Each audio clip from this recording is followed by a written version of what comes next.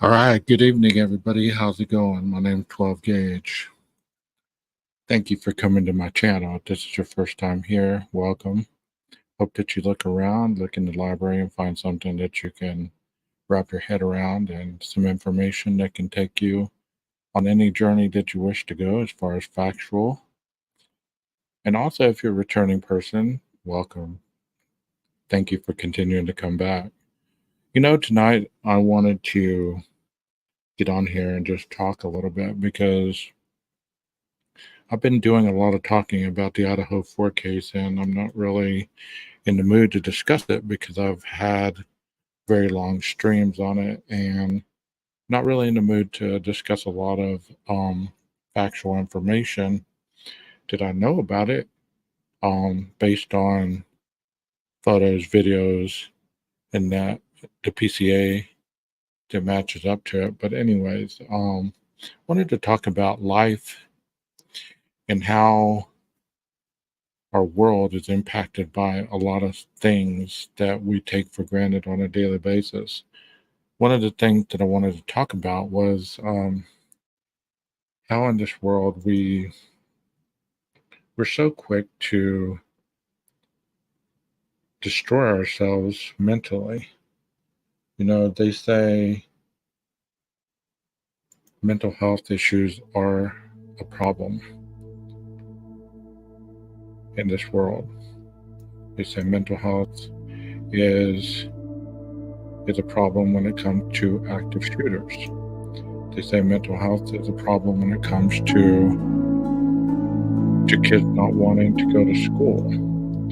They say mental health is a problem when it comes to certain situations where, let's take the case of the preacher's wife who was pushed too far and she ended her life due to the fact that she felt that was the only way that she could somehow find peace, to find peace on the other side. We get so caught up in these cases and we get so caught up in the evidence and everything that we talk about, we forget about humanity. We forget about humanity a little bit where, we stop caring about people being people and we start viewing them as objects of opposition. And when that happens, we all lose. When we have those moments where we're so quick to have an autistic boy missing, when we start to take sides and we start to blame the sides and we want to, destroy one side or the other just because we don't agree with the perception that the individual gives us.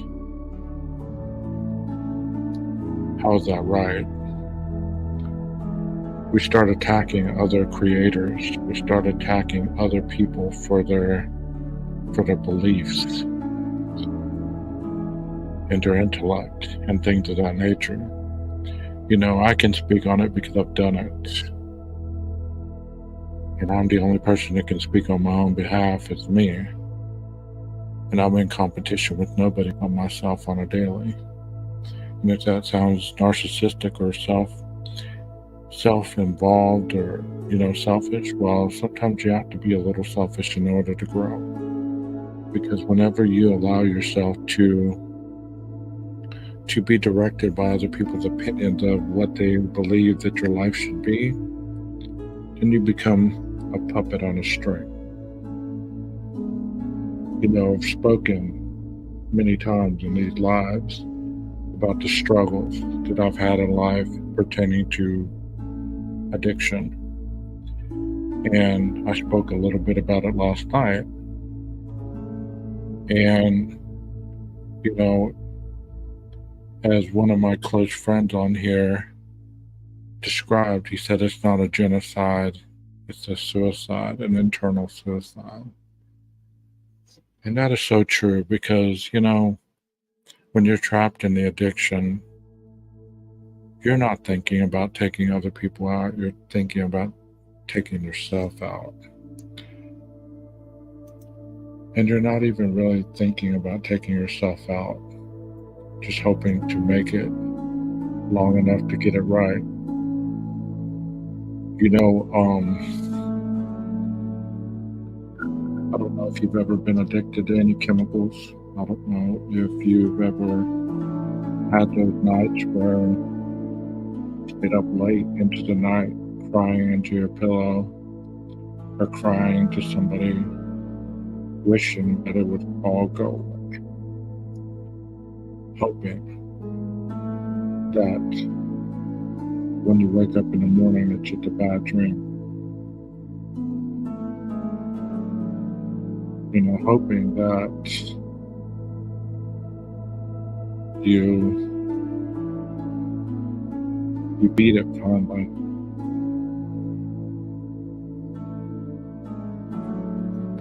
And if you've never been there, then it's hard to understand when people struggle, whenever they believe that they aren't capable of anything different. And it's a sad state of mind. And it's hard to understand why don't they just quit? How come they just continue to hurt the family? How come they're being so selfish? How come they're stealing from us? How come they're lying to us around everything that they talk about? How come? And if you've never been there, that just lingers on as a question with pain and trauma attached to it. Hello, Rondi. How you doing? You know, whenever you finally get sober, life is a blur to you because you've never really understood what it meant. What were you missing? What it was all about, you know, because you've always heard get sober, it gets better. And you know, to be honest with you guys, in the first 5 years it was hell. It didn't get better. It got worse. The nights without sleep, the insomnia, the self-doubt, the depression, the anxiety, the lost feelings of hope didn't get better. But one thing that I continued doing was I continued pressing forward because I didn't want to give up. Didn't want to give up on myself. Because I realized at that point I had done too much to go on and not enough to stay where I was, if that makes any sense. I want to share with you a journal entry that I wrote, and I want to talk about it because Matthew Perry's in the news again as far as his suicide or his demise. So if you're not really in the mood for an emotional live or this is too much for you, I understand. I'll get back to the true crime stuff, but I really need to talk on this because mental health is important in our country, and many are dying by the wayside because they feel that they don't have a voice to listen, to hear, to understand. Let me read this to you. It says, Reflection in the Mirror of Smoke. I've just finished a book by Matthew Perry, Lovers, Friends, and the Big Terrible Thing. If you've not read it, it might be a good read. The thing about that memoir was that it was so like hearing someone tell your story of a life you've known, but you've tried so hard to forget. If that makes any dang sense. I have no idea that Matt had such issues with addiction in life as his book depicts. I'll speak on my own, but as my mind swirls, I want to think about what I just digested in the memoir of his. The big terrible thing. If you have not figured it out yet, it is the big terrible thing. If you've never had that something that ruled your life or got out of control, then it really is something that you may never understand. There was a quote in the book that spoke on having a loaded gun in your mouth and hand on the trigger and loving the taste of the metal. Now, if that doesn't depict it all, I don't know what does. Because many times people will tell you, why can't you just walk away? Well, when you love the taste of the metal in your mouth,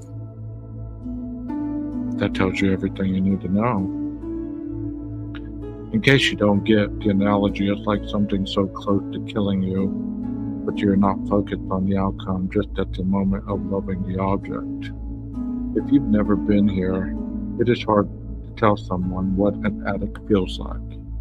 If you've read any of this journal of mine, you have come to an understanding on the journey I called my own hell. I went from the bottom to the top, to the middle, and back down in some areas. One thing I finally can maintain is sober living.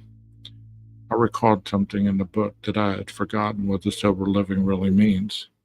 It's a way of thinking, reacting, and overcoming the urges to be free from thoughts and feelings. You know, those things that we feel and think 24/7 in our lives. So the one thing in our head that we don't even use all of can consist of battlefields and haunt our existence. This being the thought that you say, you're not enough. You're not going to succeed. You're not going to be first.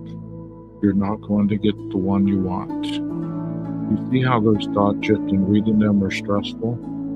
Imagine that swirling in your head all the time. You know it's insanity, you still entertain the thought at your lowest time of the day.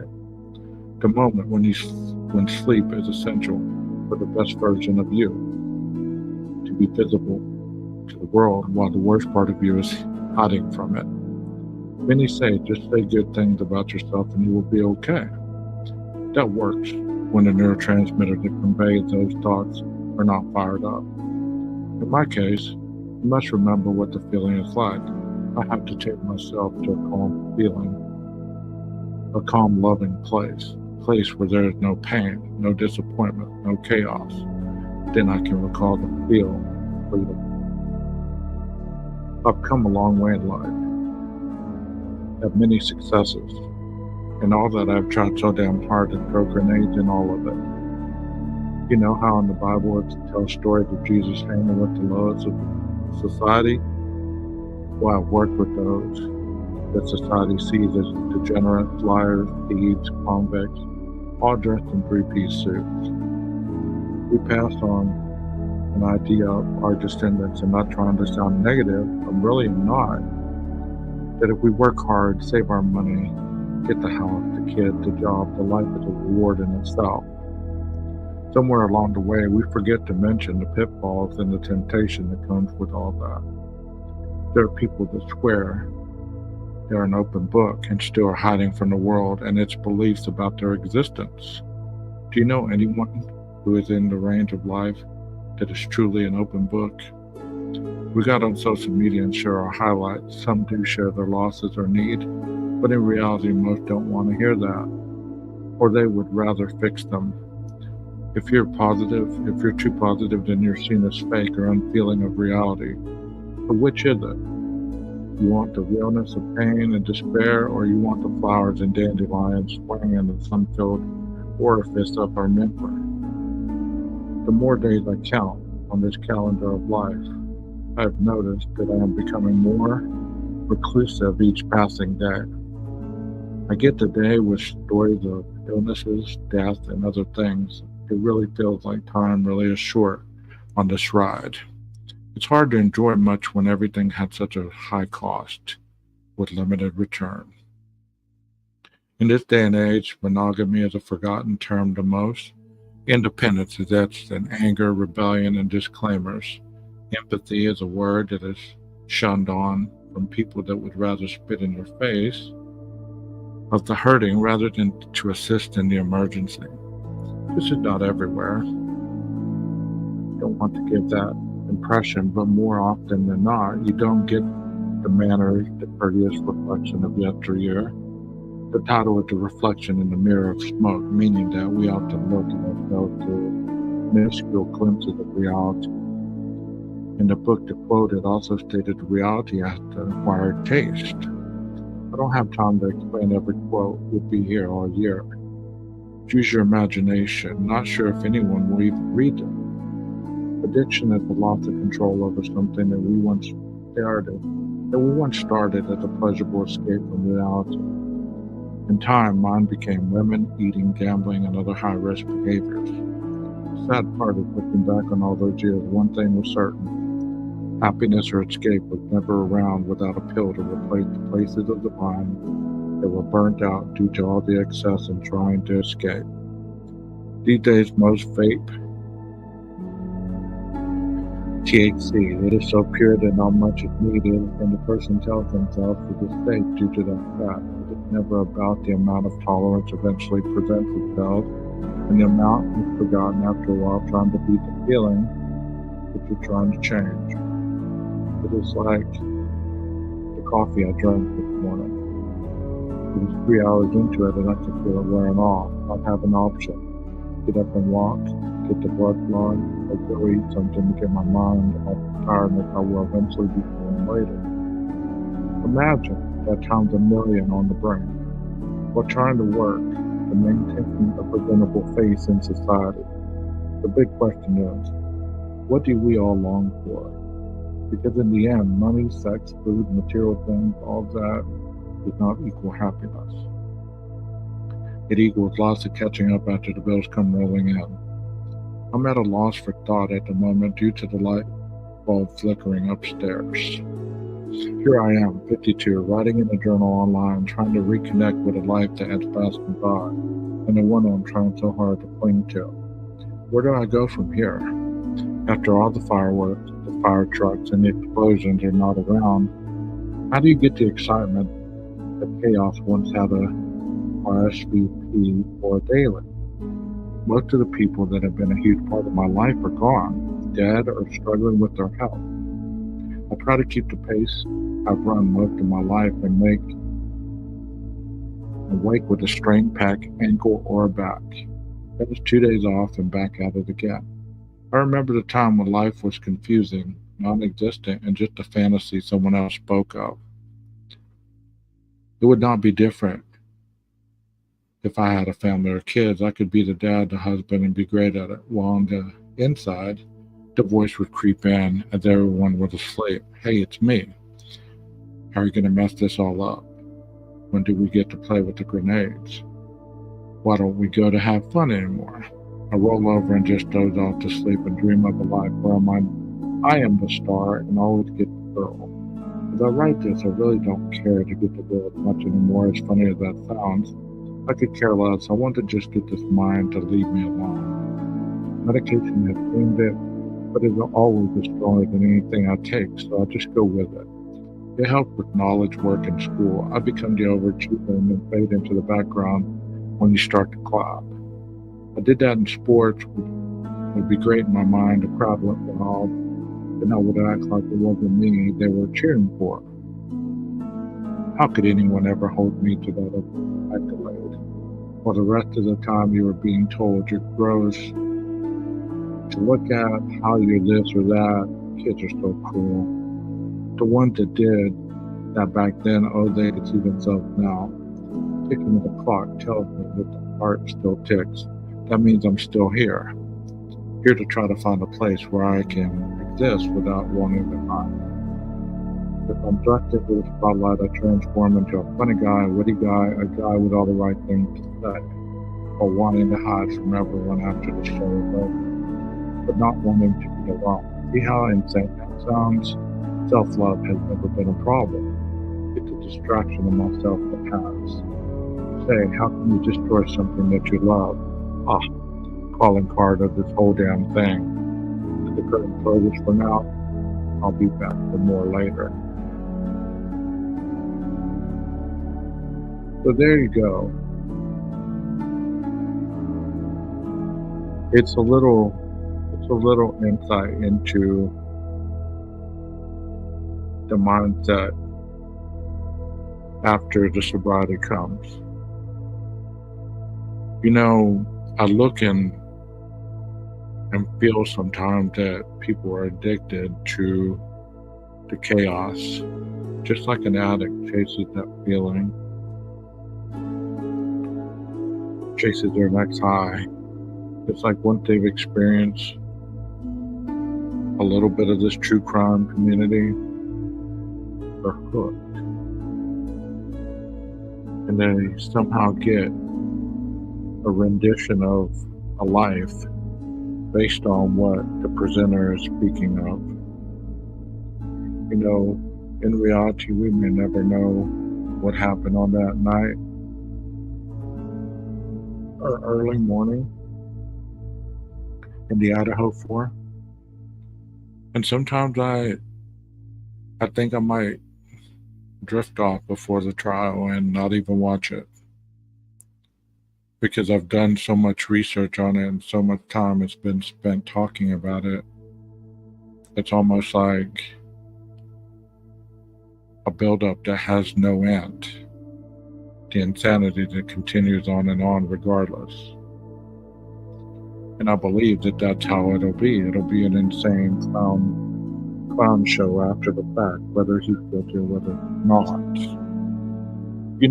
Back to the addiction though.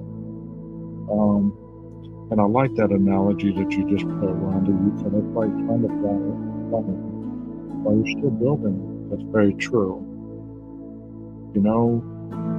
It's just the great escape.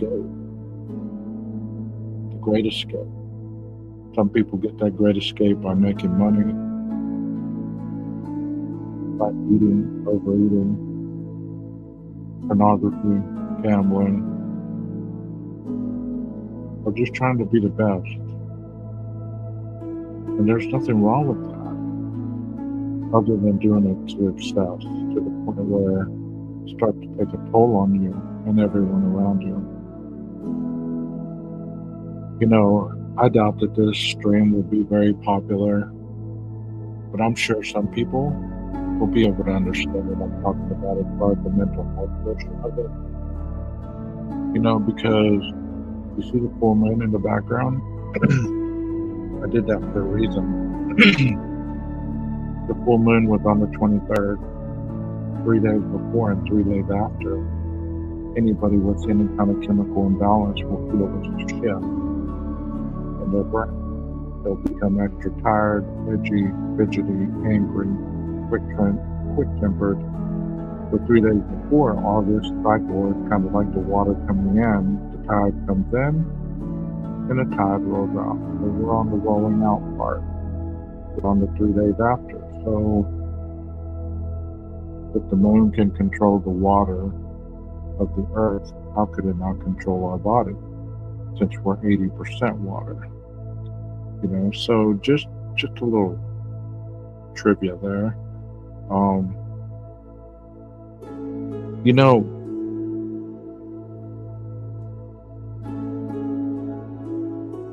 The sad part about being addicted to any kind of chemical or any kind of lifestyle like that you don't realize why you're doing it, how detrimental it is to everything around you. There's people that have lost individuals due to ODs and things of that nature, and it's still not enough to stop.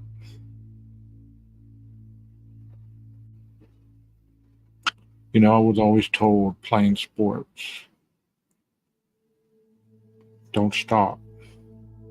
Kind of like what the ticker says, when the drop goes hot, then you get hotter. That basically means that don't ever let anything get bigger than you. And when you grow up with a mentality like that, you believe in all the insanity that you tell yourself. I've dissociated for years, while I was going through therapy, I never even understood what dissociation was. And it's any form of trauma or abuse that you may experience that corresponds with post-traumatic stress disorder that eventually creates the ability for you to have almost like a superpower to dissociate when stress is too much, or whenever you're anxious, or whenever you're overwhelmed. You have the ability just to kind of blink out until the stress calms down a little bit, until the situation becomes manageable.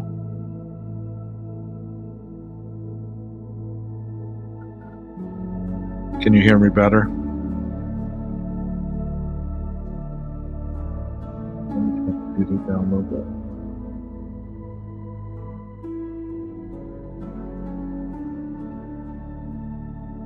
Can you hear me better?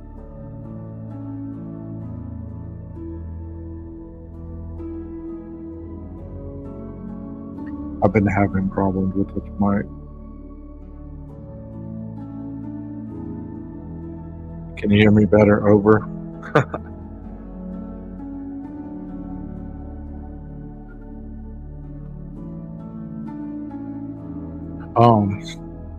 Like I was saying, whenever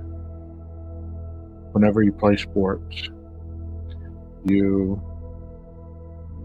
told, kind of like the banner saying, when the drop goes hot, then you get hotter. That means that you go even harder, that you don't allow yourself to fall off.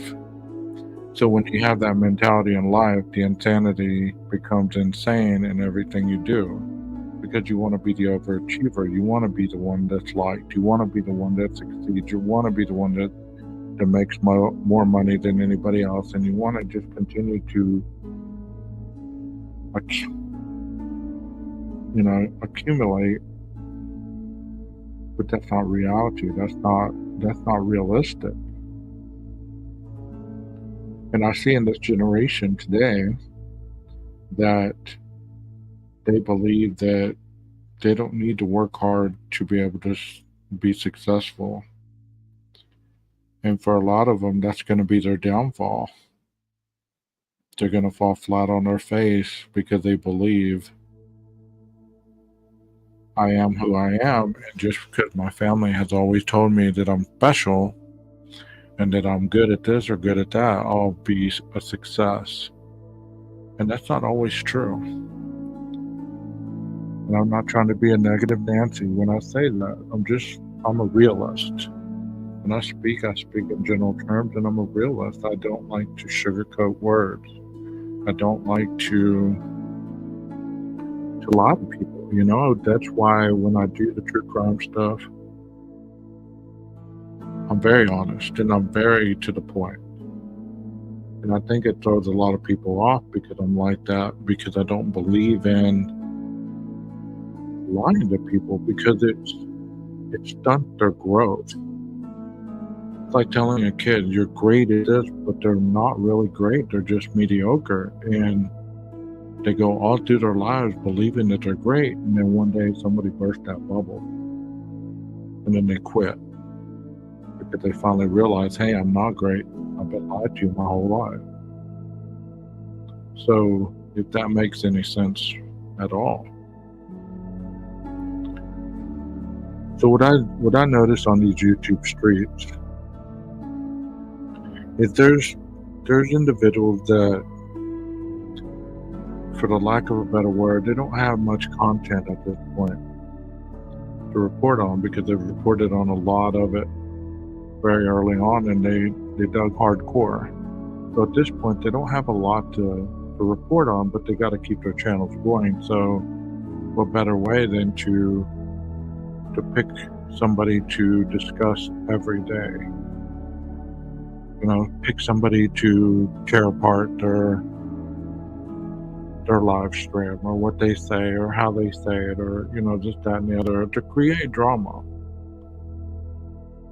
I could say, you know what, I have all these YouTubers after me, but not have 1 ounce of receipt to back it up.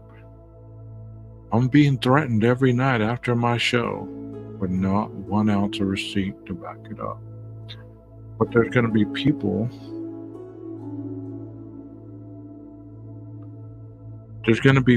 that will believe that, and it will get you more views the next day because people are going to generally care about the show that they're watching. And there's nothing wrong with that. Just like with anything else, you can't go overboard with it, though. You can't, because eventually you're going to forget who you are. You're going to lose yourself in the persona that you created, and it could be your downfall. And thank you so much, Rhonda. Thank you for being in here. I know that it's lonely in there in the chat, but thank you for being in here. You said it's not as in to get down. I think it's a sin to stay down.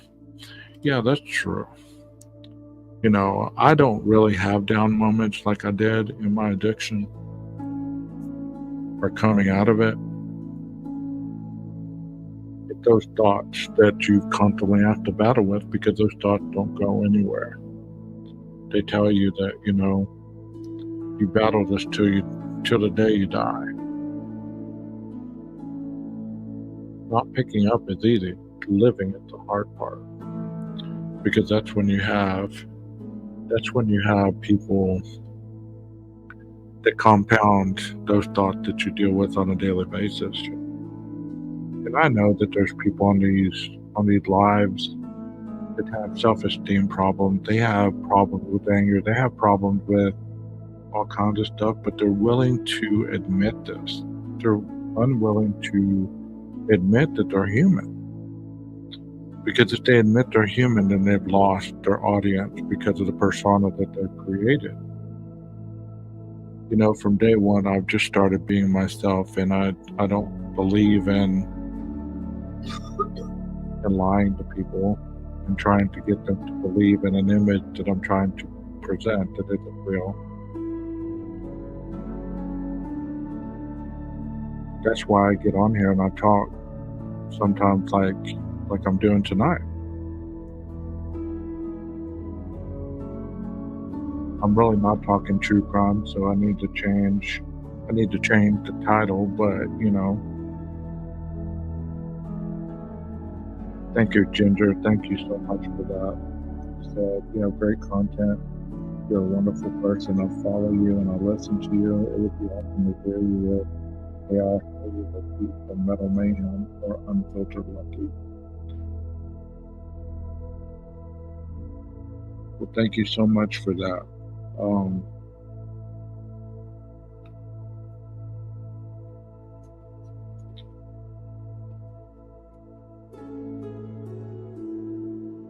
You know, sometimes the best teacher in life is not a book. Sometimes it's learning how to overcome that struggle and not make that same mistake again. Oh, I'm not going to change it. I'm not going to change my channel. I'm not going to change for anybody. You know, I believe that the way that I present things is very easy to follow, and the visual concept and the evidence-based theory that I do, the analytical thinking, helps a lot of people to be able to see a different side of the case rather than just listen to me talk like I am tonight. You know, getting back to Matthew Perry, they found ketamine in his system, and ketamine's a sedative, so they're starting to wonder if somebody injected him with ketamine and he just basically, you know, fell asleep and drowned. Did somebody kill him? And they're doing an open investigation on that, and I'm glad they are, because if you've never read that book, you need to read it, because it depicts a man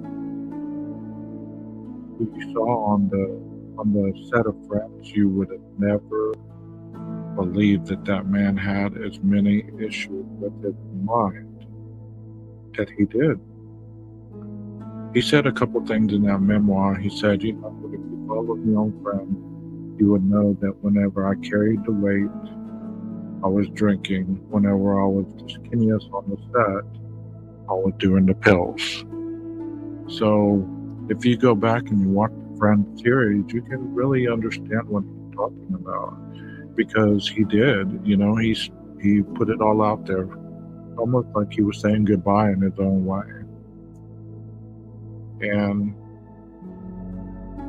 I don't know if you've ever had those kind of struggles. They say that men really don't talk about those things, and that it's really not mainly to talk about struggle and emotions and self-esteem and things of that nature. I didn't start doing it until I became a therapist and started working on my own issues. And then it's like I couldn't stop talking about the change that I wanted to make. Yes, another person is Robin Williams, Chris Farley, Chester Bennington. The list goes on and on and on and on and on. And it's so sad and tragic that the people that make you laugh so much are at times carrying the most pain. So that's why it's imperative for people to really listen to other people. You may never know what to say, but you could be the only person to give that person another breath of life and another day on this earth. Because you don't know. You don't know what somebody's about to do. Like, getting back to the preacher, to Micah's situation, Micah Miller. I heard an interview where the last guy that saw her, he said, she seemed kind of normal. And looking back on how it ended up, I wish I would have talked to her more. Think of how many people crossed her path that day, and they didn't realize, not one of them, that she was about to go end her life. How many people cross your path on a daily basis that you don't get to know enough to even touch them, to even shake their hand, to even give them a hug, or, say, hey, are you okay? You don't have to be the therapist. Just open your heart and listen. Because sometimes that's all that's needed. Sometimes open your heart and listen.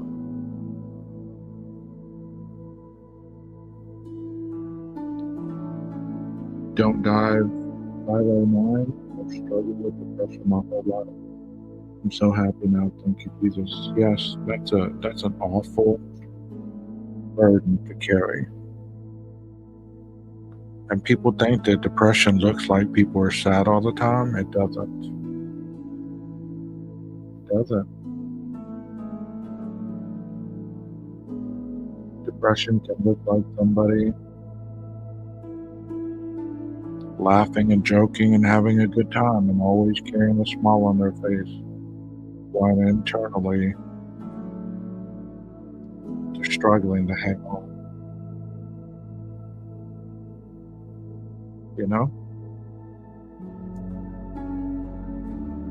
And there's a lot of entertainers that we've heard of that struggle with depression, that struggle with anxiety, struggle with PTSD,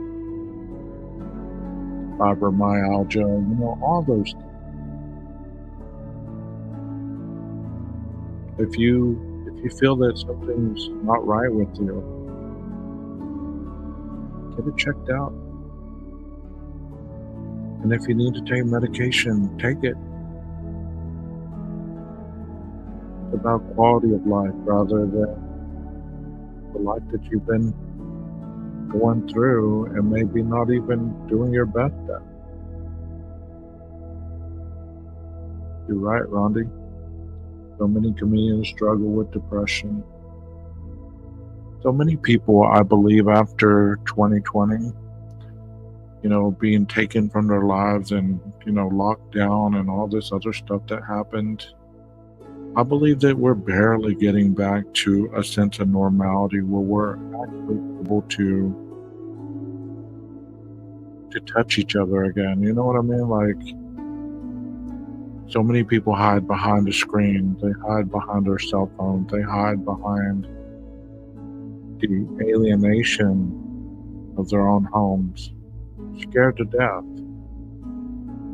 How many kids don't get to go outside and play because their parents are scared that they might get snapped up, trafficked, whatever? And with good reason. We have our reasons.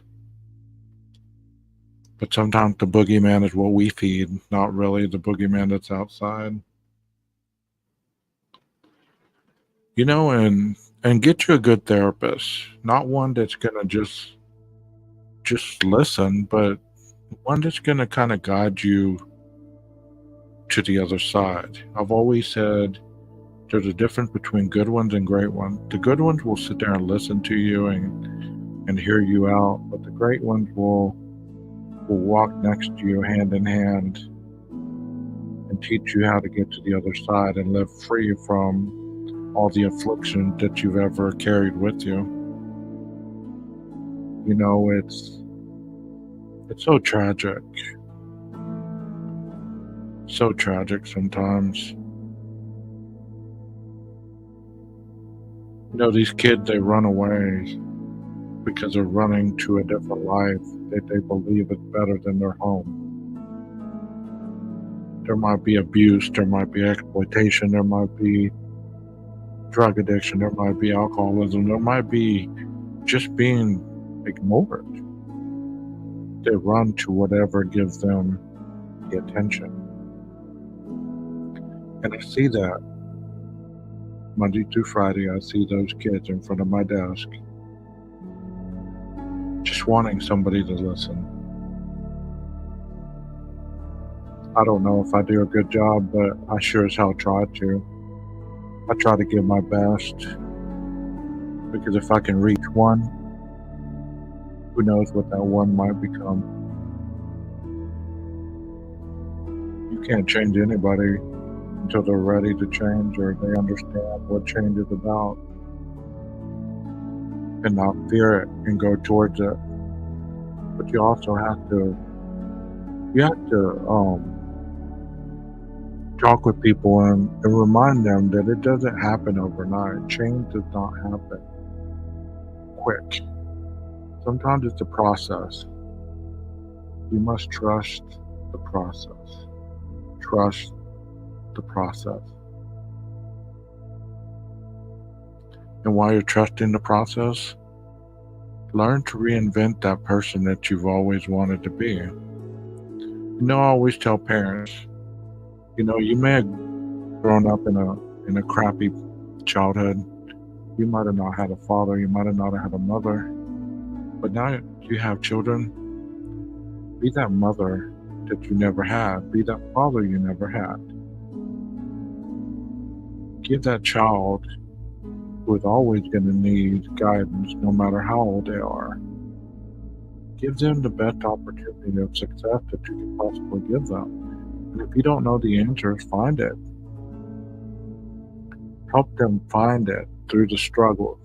Well, my kids don't want to talk to me. My kids only yell at me, or this and that and the other. Don't give up. Don't give up. Hang on until the miracle happens, because it will happen. They will talk to you if you don't give up on them. If you quit lecturing, open your heart, and no matter what they tell you, understand that this is their first time going through this.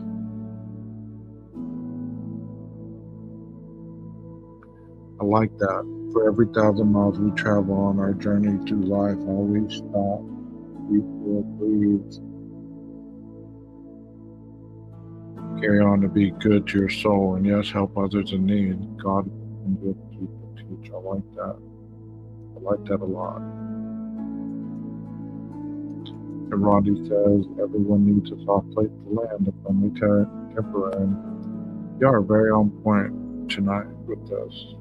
Thank you for being here in this chat, listening to this with, as I'm talking, because I was wondering if I'd have anybody in this chat that wanted to hear what I had to say tonight, because it's not about Idaho 4, it's not about true crime, it's not about all the gory details about photographs and images and things of that nature.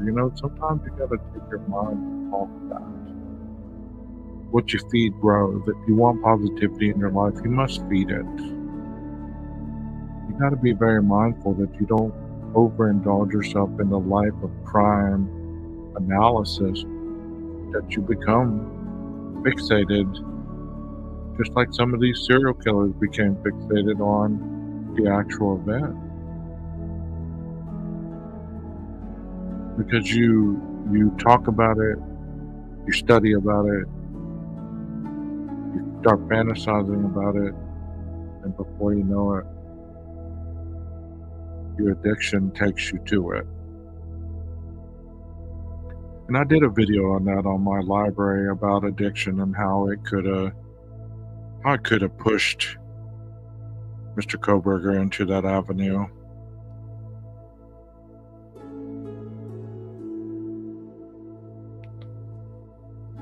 I just hope that anybody that's struggling tonight, that you hang on and know that you're not alone. Find some support somewhere. And it's not going to come in the shape of a bottle, a woman, or a man, a porn site,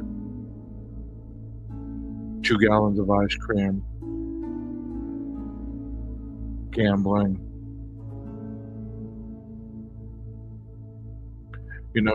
We need support. We need to support each other. And I believe that we need to take the misconception that weakness equals weak people, because just because you're battling with something does not mean that you're weak. It shows a lot of strength to continue to persevere even when your tears are falling down your face. I'm very thankful that you guys were here tonight to hear what I had to say. Please hit the like button if you enjoyed what I presented tonight. Probably take a couple days off. Be back on Tuesday. Well, I'll probably be back on Monday because Carla's going to join me. We're going to talk about the narcissism, the psychopath, the sociopath, and we're also going to talk about Eileen Warnose. So,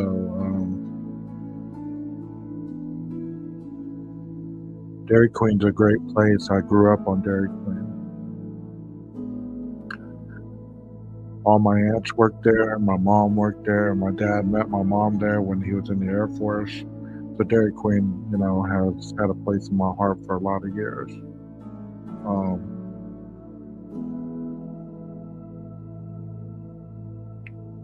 Good place. It's a good place. Like I said, if you know that somebody's hurting, whether physically, mentally, spiritually, open your heart and listen. Sometimes that's all it takes. Don't tell people what they need to do, because you know what? Most of the time they're not ready. They're not where you're at.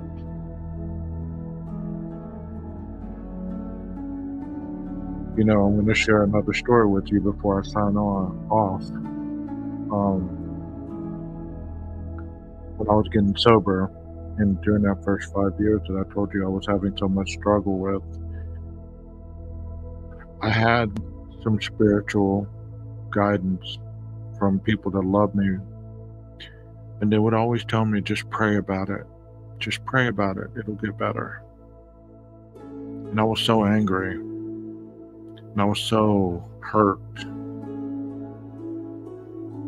I couldn't pray. I couldn't. There's no way. How could I open my heart up to something that I didn't believe in?